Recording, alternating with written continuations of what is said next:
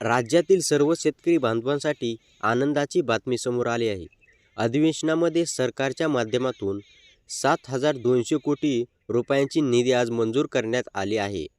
निधी आज थेट राज्य सरकारच्या माध्यमातून आणि केंद्र सरकारच्या माध्यमातून नमो शेतकरी योजनेचा 8वा हप्ता आजपासून सुरू करण्यात आला आहे.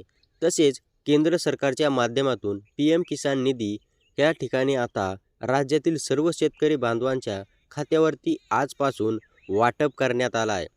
ह्या ठिकाणी सकाळपासूनच वाटप करण्यात सुरू झालेले आहे. राज्य सरकारच्या माध्यमातून ह्या दोन्ही हप्त्यांसाठी अधिवेशनामध्ये 7,200 कोटी रुपये ह्या ठिकाणी मंजूर करण्यात आले आहेत. तर राज्यातील 20 जिल्ह्यातील शेतकऱ्यांना आज ह्या ठिकाणी फटाफट 2 मेसेज ह्या ठिकाणी आलेले आहेत. सुरुवात झालेले आहेत, आलेले आहेत. हे पैसे आज सकाळपासूनच काही जिल्ह्यात जमा होऊ लागले आहेत. निम्म्या जिल्ह्यामध्ये आता सकाळपासूनच वाटप पूर्ण झालं आहे.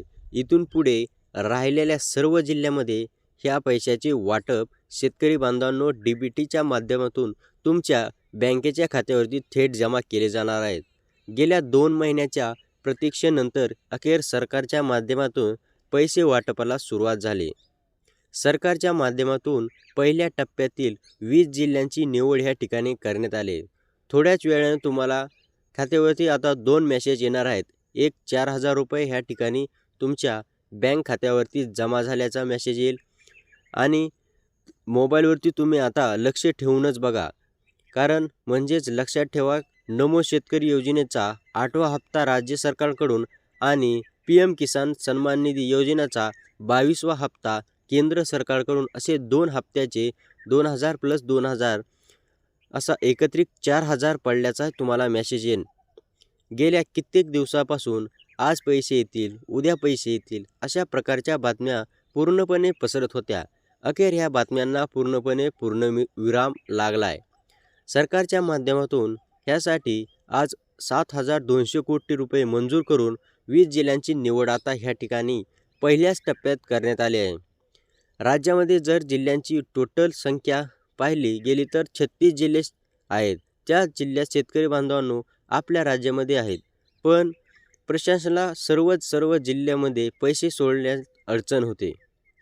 त्यामुळे म्हणजे पहिला तुम्हाला सरसकट 2025मध्ये पैसे जमा होत होते, परंतु आता डायरेक्ट बेनिफिट ट्रान्सलेट नियम आता बँक ऑफ इंडियाने लागू केल्यामुळे आता बँकेमध्ये पैसे सोडण्यामध्ये अडचण निर्माण होत आहे. त्यामुळे आता पहिला टप्पा फक्त 20 जिल्ह्यामध्ये सरकारच्या माध्यमातून वितरण होत असल्यामुळे आपल्याला पाहायला मिळलं. बघा, ह्यामध्ये सरकारच्या माध्यमातून अधिकृत बातमी समोर आली आहे. तुम्हाला 3 टप्प्यामध्ये पैशाचे वितरण तुमच्या बँकेच्या खात्यावरती होऊ लागलं आहे.